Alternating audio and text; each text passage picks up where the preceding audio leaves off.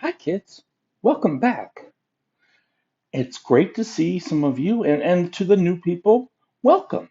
My name's Bill, and today we're going to be talking more about King David and how God placed him in the position as king. Are you ready to start? As we discussed yesterday, we're going to talk more about how God prepared David to be the king. Now, King Saul, who we talked about, he was the first king of Israel. He wasn't a very good king. Saul thought his son would be the next king right after him, but Saul failed to obey God. He did bad things. God chose someone else to be the next king, and God sent the prophet Samuel to anoint the next king of Israel. God directed Samuel to Bethlehem, to the home of a man named Jesse. Eliab was the first of Jesse's sons to meet Samuel. Samuel was sure this tall, handsome man would be God's choice for a king. But God told Samuel to not look at his appearance. God does not make choices based on what a person looks like. God knows the person's heart. What that means is that means that God knows a person's thoughts and his feelings. Now, I said earlier that Samuel was a prophet for God. Do you know what that means? Well, a prophet is someone who delivers messages from God to the people. So you might want to remember that.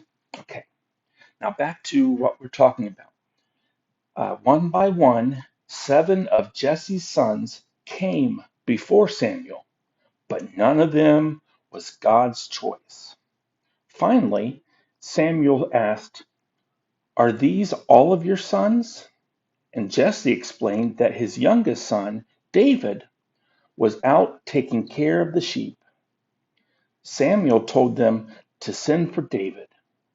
David was handsome and strong, but God knew David's heart.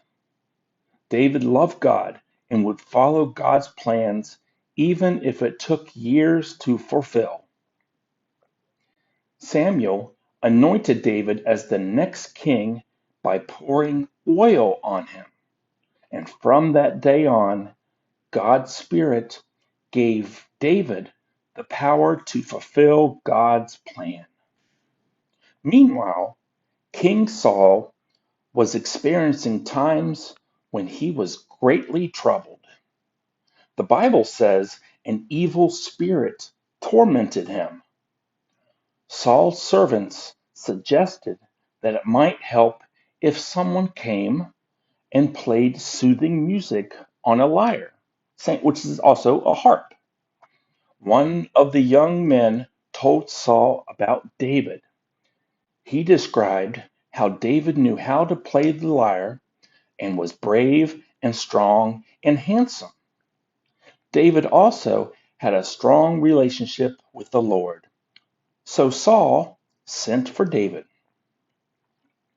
David would end up playing his harp anytime Saul was troubled, and Saul, he would feel better. King Saul soon made David his armor bearer, which meant he was close to Saul, observing all of the things that a king needed to know and needed to do. God used David's experiences taking care of the sheep and his time working closely with Saul to prepare David to be the next king of Israel. Well, I hope you learn more information, and I hope more and more people will join us. But see you all tomorrow. And again, here's my friend Eric. Have a wonderful day.